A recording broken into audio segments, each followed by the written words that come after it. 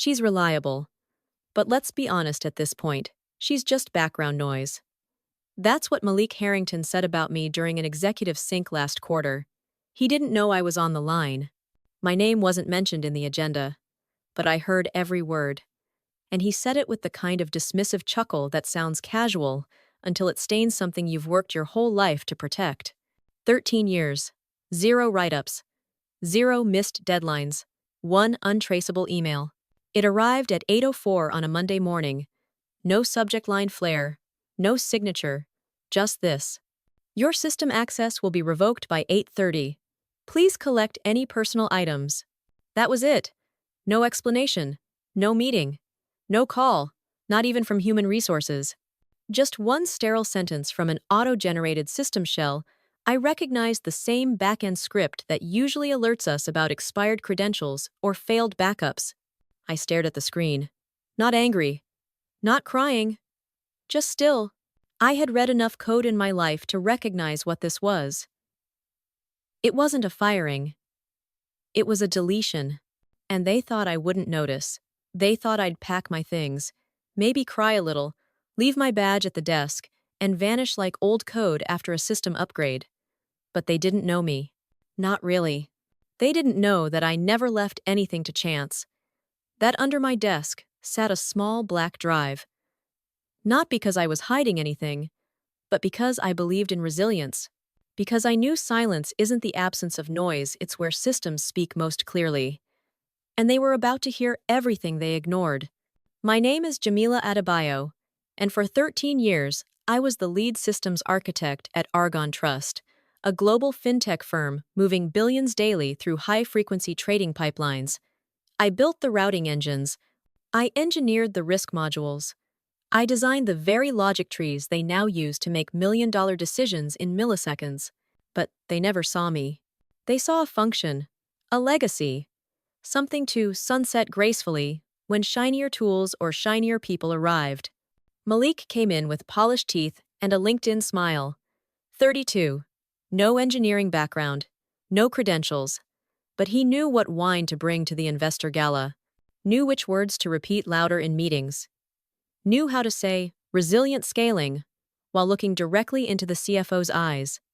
And somewhere in the process, my name vanished from the decks. My warnings vanished from the logs. My voice vanished from the room. Until that Monday, when they thought I was gone, when they thought I'd been silenced. But what they didn't know was that my silence was never empty. Because years ago, I built something, not out of anger, not for revenge, but out of necessity. A fail-safe, a whisper embedded deep in the bones of our infrastructure. A line of defense that didn't need permission to speak. Only a trigger.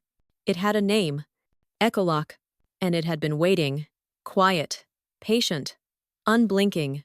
They deleted my credentials. But they forgot something crucial. I wrote the system, and now the system would write back. The years they didn't see. I joined Argonne Trust when my daughter was 9 months old. I remember holding her in a cloth sling across my chest while patching routing loop failures at 1 a.m., the glow of my monitor flickering against her tiny face. My bank account was thinner than the walls of our studio apartment. My ex had walked out 3 weeks earlier. My mother, who had raised me to survive systems built to erase women like us, was 1,000 miles away, too sick to travel.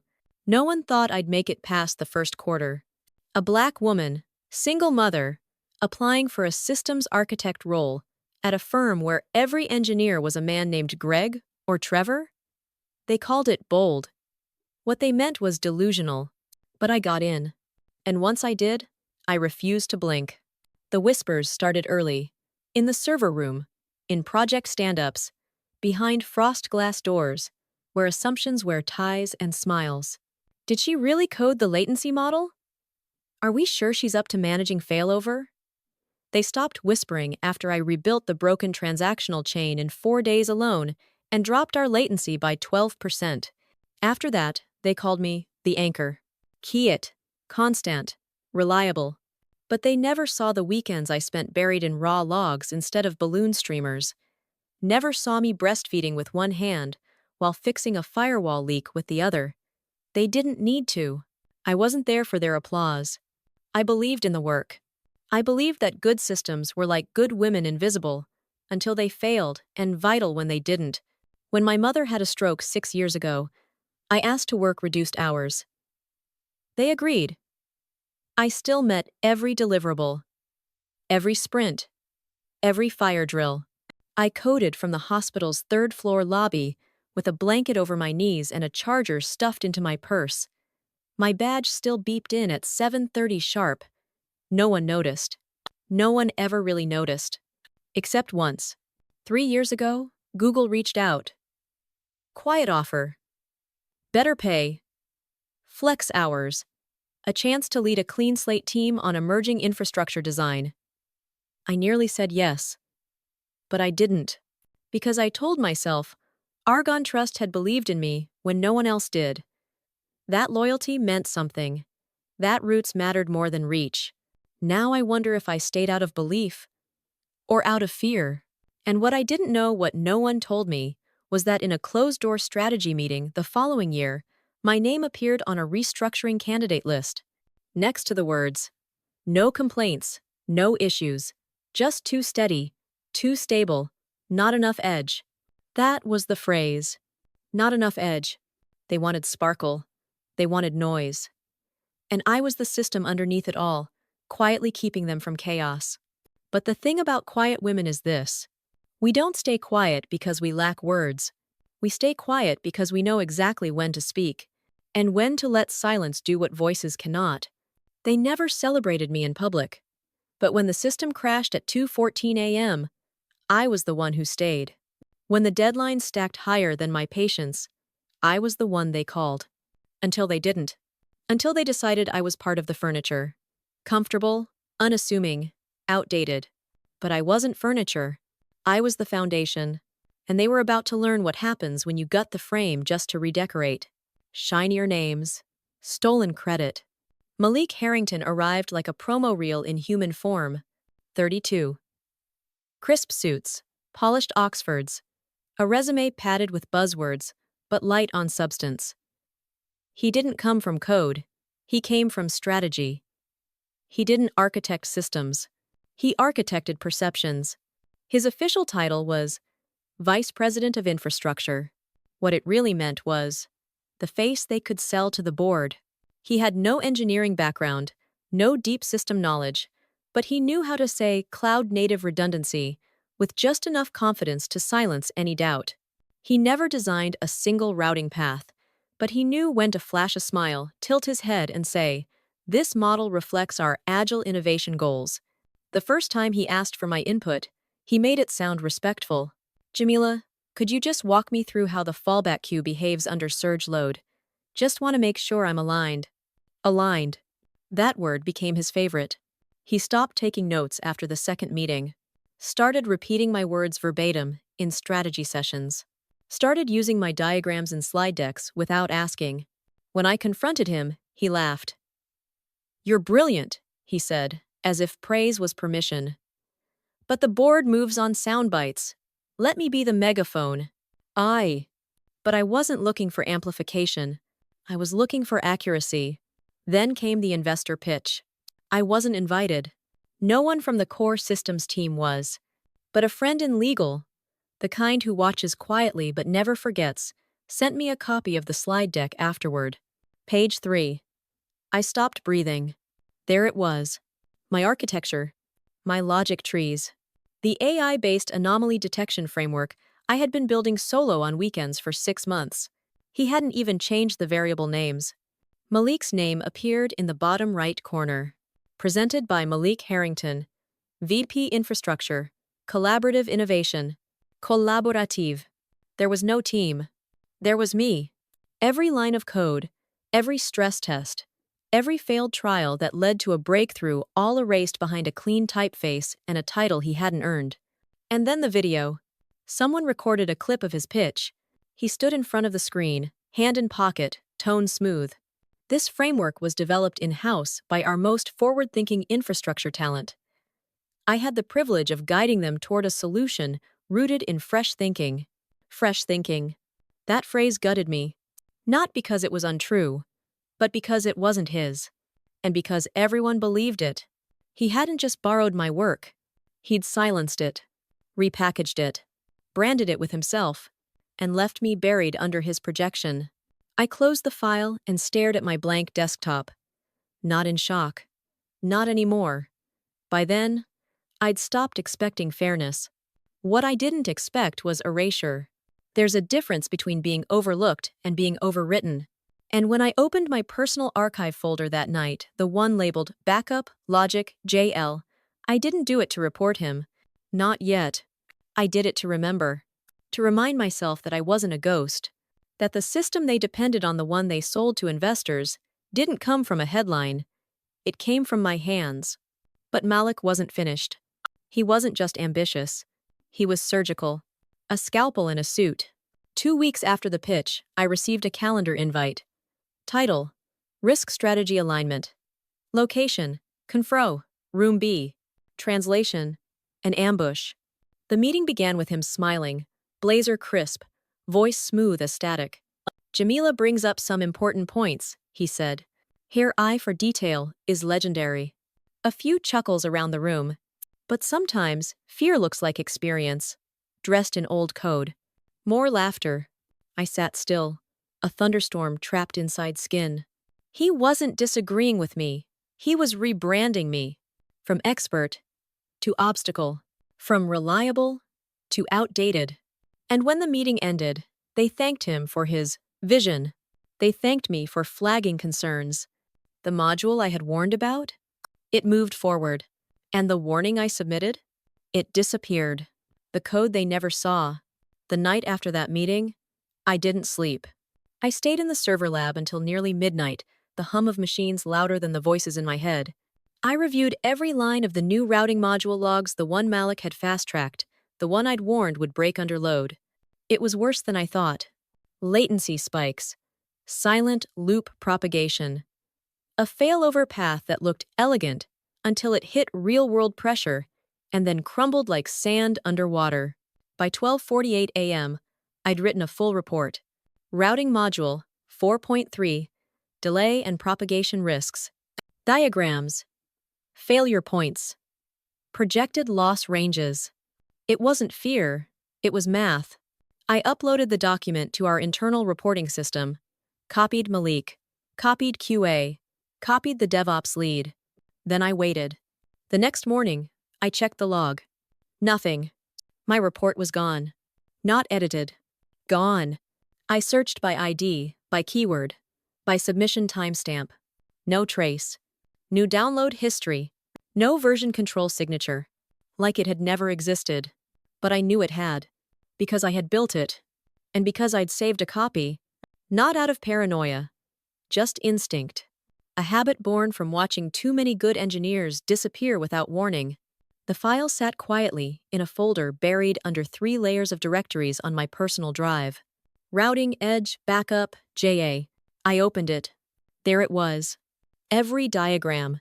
Every red flag. My name on the metadata. The truth? Intact. They hadn't just ignored me. They had erased me. That was the moment something inside me shifted. Not snapped. Not yet. But shifted like when a building creaks before a storm. A small internal sound that tells you the foundation is tired of bearing weight alone. That's when I remembered Echolock. I hadn't opened the directory in nearly 2 years. Because I hadn't needed to. Not until now. It wasn't built for revenge. It was built for protection. The kind of protection that doesn't scream, that doesn't threaten, the kind that waits quiet and patient in the bones of a system. I'd written the first line of Echolock code the night Marta was fired. Marta had been with Argonne Trust longer than I had. She ran our critical failover coordination. One Monday, she logged in like always. By lunch, her badge didn't work. No email, no exit call. Just gone. It took the company 7 days to reconfigure her systems. 7 days of delays. Vendor misfiris. Internal caos. 7 days that almost cost us a $112 million settlement window. That was the moment I realized. No one is untouchable. Not the people holding the walls. Not even the ones who built the frame. So I wrote Echolock. I embedded it where no one looked in root-level subroutines. Invisible to admin dashboards. Immune to user audits. Its function? Simple. If my system administrator credentials were revoked without an accompanying HR-approved termination packet with time-stamped digital signature within 72 hours, Echolock would activate. It wouldn't delete anything. Wouldn't crash the servers. It would do something worse. It would lock the company out of itself. API chains would freeze. Authentication trees would unravel. Live routing would cease across all environments. Staging, testing, production. No pop-ups. No red warnings. Just silence. The kind of silence you hear right before the sirens start. I didn't build Echolock out of paranoia. I built it because I knew companies don't break loudly. They break quietly by forgetting the people who built their backbone. And now, as I sat at my apartment desk, fingers trembling slightly, I opened a secure terminal, ran a deep system query. Responsa. Pending. And then, Echolock status. Dormant. Trigger condition. Met. Credential revocation detected. HR clearance. Not found. Countdown. 71 hours. 12 minutes remaining. It was live. They had revoked my access. But they hadn't followed protocol. And the system remembered. I leaned back in my chair. No smile. No satisfaction. Just stillness. I didn't want to burn the place down. I just wanted them to understand what it costs. To delete someone in silence. When the system goes silent, I didn't do anything. I didn't touch the code. I didn't send a warning. I didn't pick up the phone. I just waited. I kept the countdown window open on a secure terminal. That was all. Just one blinking line. Echolock status. Active. Time remaining. 64 hours. 37 minutes. Nothing dramatic. Just a quiet, invisible timer ticking beneath the surface of a billion-dollar system. They had made the first move. And now the system would respond not with fire, not with noise, but with absence. By the time the countdown reached 58 hours, soft alerts had already begun. Tiny anomalies. Credential mismatches. Routing inconsistencies. Elevated admin access attempts from credentials that no longer mapped to live HR records. Subtle. But traceable. If you knew what to look for. But Malik didn't. He wasn't built for nuance. The first low-priority alert reached his inbox around 2 a.m. Wednesday. A root path elevation ping flagged unverified signature. He skimmed it. Scoffed. Forwarded it to Junior, with a note. Legacy protocol hiccup. Ignore. These old frameworks love to cry wolf. And they listened. Every alert triggered by Echolock after that was rerouted by Malik's order into the quarantine log folder. A digital graveyard no one checked unless told to. Warnings didn't stop. They just stopped being seen. And that's exactly how systems fall apart. Not because they weren't warned, but because the wrong person silenced the right signal. I didn't interfere. I wasn't angry. Not anymore. Anger is loud, unstable, easy to dismiss. This was something else. This was clarity. At 52 hours remaining, I received a message from an old colleague, someone who had moved to a partner firm overseas. Hey, are you seeing what we're seeing? Delta's API just flagged a heartbeat mismatch. Root token misalignment. Everything good on your end?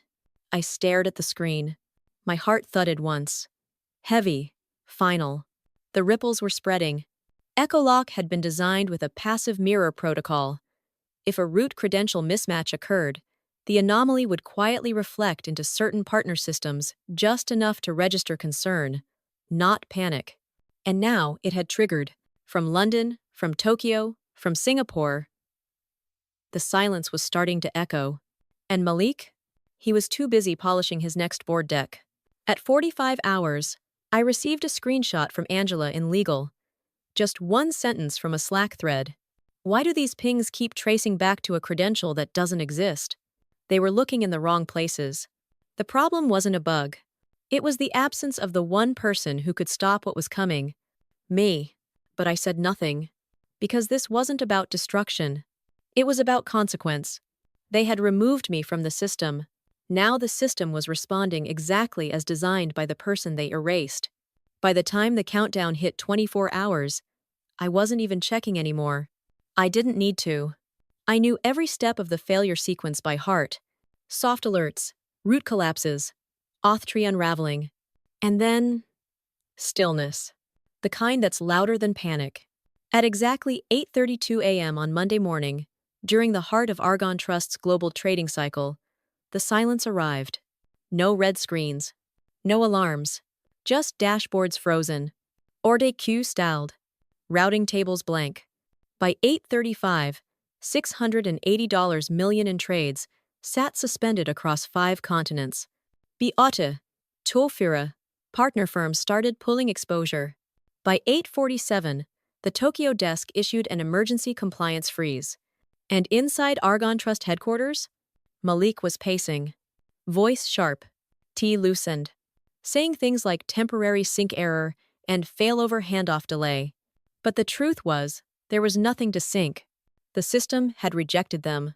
Because there was no credential left that the infrastructure trusted. Because the only credential Echolock would respond to was mine. They had deleted it. So the system deleted them. Not by force, but by design. And as the chaos built, the questions started swirling. Why isn't staging responding? Who last modified root access?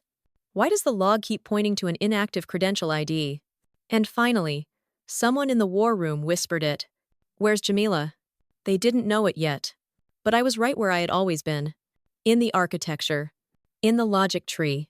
In every line of code that never made it to a slide deck, but made the entire system breathe. They had replaced me with a face. But faces don't hold systems together. Code does. And silence? Silence remembers who wrote the truth. Restoration? Not revenge. The first call came at 9:21 a.m. From a restricted number. I let it ring. Then a second call. Then a third. Finally, on the 6th, I answered. Silence first. Then a voice I recognized, Alan Winscott, the CEO. Jamila, we need your help. His tone was brittle. Not performative. Just bare. We're experiencing a system-wide lockout. Everything is frozen. Backups are unresponsive. Every log, it traces back to your credential. I didn't respond immediately. Then I said, flatly, my credentials were revoked. He paused. Yes, but I cut him off. I was terminated via email. No meeting, no HR packet, no signature. So respectfully, this isn't my system anymore. He exhaled. I never signed anything. Silence. I didn't approve your termination, he continued, voice tight. Malik said it was a transition. I assumed HR had. I didn't interrupt. I wanted him to feel it, the unraveling. The realization that the person they trusted had used their system against them. Quietly. Without oversight, without care. Then came the CTO, Bennett. His voice was clipped, technical. Jamila, we traced the execution tree. Malik used a temporary admin override one reserved for vendor pilots to remove your credentials. He buried the command inside a scheduled maintenance script. He spoofed the HR email. He paused. Every safeguard was bypassed. I didn't flinch. Because I already knew. I designed it to be traceable, not to punish, but to prove. You don't need me to fix the system, I said. You need me to write down the truth. A longer pause this time. Alan cleared his throat. Do you want a public apology? A reinstatement offer? I shook my head, though he couldn't see it. I want it in the board minutes. I want it in your official audit record. Not internal. Legal. Timestamped. And signed by the CEO, Connecticut O, and General Counsel. Bennett spoke again. What exactly do you want us to say? I had already written it. 3 pages. Clear language. New embellishments. Just the facts. That Malik Harrington used a non-authorized executive override to revoke my credentials without proper HR process. That he spoofed a termination email using internal formatting tools. That I had submitted warnings which were deleted or silenced. That Echolock wasn't a glitch.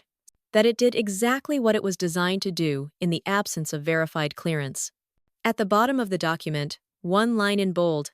This record is to be signed, filed, and preserved as part of Argon Trust's permanent compliance history. I wasn't asking for money. I wasn't asking for revenge. I was asking for truth. They agreed. Not because they wanted to, but because they had no choice.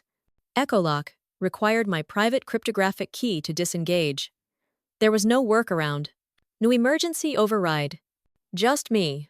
They sent the document within the hour. Signed. Stamped. I read it 3 times. Then and only then, I entered my passkey. Echolock disengaged. Systems began rebooting within 6 hours. But the story didn't end there. That same evening, an email went out from Nordic Horizon Capital, Argon Trust's second-largest equity holder. Effective immediately, they requested a leadership restructuring. If Malik remained in any capacity within 24 hours, they would dissolve their $138 million stake. By 7:40 p.m., Malik was escorted out of the building. No farewell. No email. Just a locked badge and a silence he couldn't control. Angela from legal sent me a one-line message. He's gone. The record's live. Thank you. I stared at the screen for a long time. No smile. No fist pump.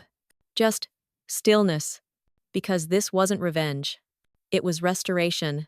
I didn't burn the system down. I made it tell the truth. Truth layer. The next morning, I woke up to silence. Not the tense kind. Not the hush before something breaks. But the kind of silence that comes after the storm. The exhale of a system that has finally told the truth. No emergency calls. No spinning dashboards. Just stillness. I opened my laptop, not to code, not to restore, but to read. Headlines. VP suspended after unlawful termination. Triggers $680 million lockdown. Engineers failsafe reveals deep compliance flaws at Argon Trust. My name appeared only once. Quietly. Almost respectfully. At 10:15 a.m., my phone rang. Alan again. I don't expect forgiveness, he said. But I need to say this. You were always more than we gave you credit for. We didn't just lose a system, we lost our spine. He offered everything. A public statement. A 7-figure compensation package. A board seat. An apology. I listened. And then I said, number. Not because I was bitter, but because I had already moved on. I didn't build Echolock for revenge, I told him. I built it because one day, someone was going to forget that people not just code hold these systems together. He said he understood. I believed him. That afternoon, I returned to the office once, not to rejoin, but to collect the black notebook I kept in the back drawer of my desk. Angela hugged me when I came in. They didn't deserve you, she whispered. But someone else will. The space looked different now. Dimmer. Like the walls had absorbed what had happened, and were still trying to make sense of it. I paused at the server room door, placed one hand on the glass, then turned and walked away. 1 week later, an email arrived. Subject. A new framework with your name on it. It was from Code Intel, one of Argon Trust's fiercest competitors.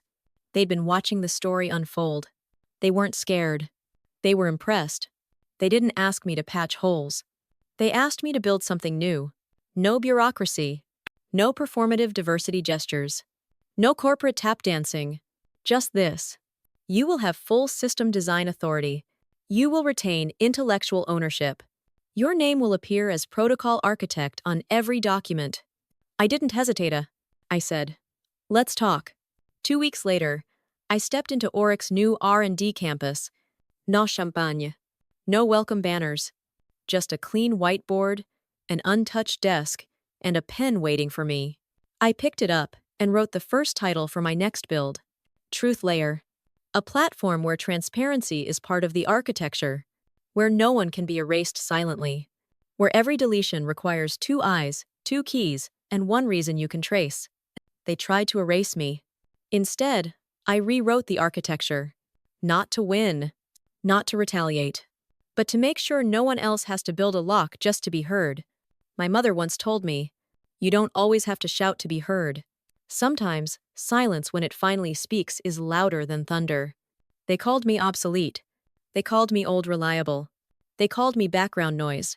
But in the end, I walked away, and I took the future with me. If this story reminded you of your own fight, drop a comment below, because your voice matters. And we're building a place where Black Brilliance writes the script. Like, share, subscribe. There are more stories coming raw, real, and rooted in truth. Because sometimes, the most powerful resistance is leaving and taking your worth with you.